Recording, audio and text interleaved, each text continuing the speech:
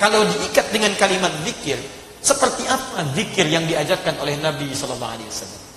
Karena kita nggak bisa tebak-tebakan. Yang mengajarkan zikir itu kan Nabi. Makanya diikat, perintah dari Allah, keterangan dari Nabi. Nah sekarang kita lihat bagaimana keterangan di Quran tentang zikir. Kalimat zikir itu banyak. Banyak. Salat itu bagian dari zikir. Quran surah ke-20 ayat ke-14. Innani anallahu la ilaha illa ana fa'budni wa aqimis salata lidzikri. Saya Allah, tidak ada Tuhan selain saya, kata Allah. Sembah saya. Bagaimana menyembah Allah? Wa aqimis salat, tunaikan salat lidzikri, sebagai zikir kepada saya. Teruskan lagi, maaf, subhanallah, alhamdulillah, Allahu akbar, kalimat thayyibah itu zikir. Dari mana tahu dalilnya? Quran surah keempat ayat 103, paling kanan sebelah atas. Fa idza qadaytumus salata fadhkurullaha qiyaman wa qu'udan wa 'ala junubikum. Kalau Anda selesai menunaikan salat, perbanyak zikir pada Allah. Mau sambil berdiri silakan. Maksudnya kalau Anda buru-buru, kadang-kadang kan Anda salat di kantor, jedanya kan singkat. Begitu selesai salat, Anda mesti kembali ke kantor. Daripada Anda ngobrol tidak karuan, kenapa tidak diisi dengan zikir? Apa enggak bisa astagfirullah sambil jalan? Astagfirullah, astagfirullah, astagfirullah, subhanallah, alhamdulillah. Daripada Anda bicarakan yang tidak-tidak. Tahu nggak tadi peci imamnya? Iya, yang sedikit. Masya Allah. Baru salat sudah ngobrolin imamnya. Anda aja belum tentu jadi imam. Jadi apa salahnya Anda keluar baca kalimat thayyibah, subhanallah, alhamdulillah, qiyaman wa qu'udan. Kalau Anda agak santai sedikit sambil duduk, nikmati zikir kepada Allah. Lahap dengan lisan Anda, basahi lisan dan bibir Anda. Astagfirullah, astagfirullah, astagfirullah. Kalau Anda sedang tiduran pun, Ustaz saya nggak bisa duduk, bisa nggak sambil berbaring? Silakan. Wa 'ala junubikum, sambil tiduran. Masya Allah, enak nggak tiduran? Enak, saya juga. Masya Allah, silakan, nggak ada masalah.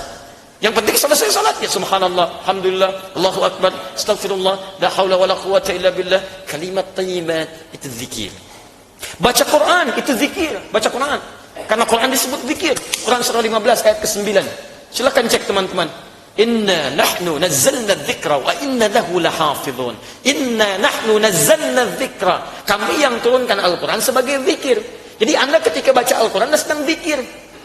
Jangan dikira zikir kalimat thayyibah subhanallah alhamdulillah saja, tidak. Anda baca Quran itu sedang zikir. Bukankah saat baca Quran Anda ingat Allah? Bahkan ada yang dibacakan Quran langsung bertambah keimanannya. Quran surah 8 ayat kedua. Innamal mu'minuna alladzina idza dzukirallahu wajilat qulubuhum. Orang beriman itu disebutkan zikir pada Allah, sehingga bergetar jiwanya. Wa idza tuliyat 'alaihim ayatu zadatum imana. Apalagi kalau dibacakan ayat-ayat Allah, bertambah keimanannya. Nah, menghafal Quran disebut zikir. Bahkan zikirnya 4 kali lebih hebat daripada membaca. Jadi kalau Anda bawa mushaf begini, dengan yang menghafalkan dibacakan, itu yang menghafal membaca nilainya 4 kali dibandingkan dengan yang baca biasa. Dalilnya Quran surah ke-54 ayat 17, ayat 22, ayat 32, ayat ke-40. 4 kali disebutkan. Walaqad yassarnal Qur'ana lidzikri fahal min muddakir. Kami telah mudahkan Al-Quran untuk dihafalkan sebagai zikir, zikir. Jadi ketika Anda menghafal Quran, Anda sedang zikir, zikir. Berdoa bagian dari zikir. Doa itu zikir. Buka Quran surah ke-7 ayat 205. Wadhkur rabbaka fi nafsika tadarruan wa khifatan wa dunal jahri minal qaul. Wadhkur, silahkan zikir, doa. Rabbaka, sebut Rabbmu. Doa, minta. Ketika kita meminta menyebut nama Allah, itu disebut dan berzikir kepada Allah Subhanahu wa taala. Sebutkan dengan penuh kelembutan. Sebutkan dengan penuh harap, dengan penuh ketawaduan. Sebut nama Rabbmu dalam jiwamu, sebut, minta, minta, minta. Itulah zikir. Zikir bisa doa, bisa baca Al-Quran, bisa salat, bisa kalimat thayyibah dan sebagainya.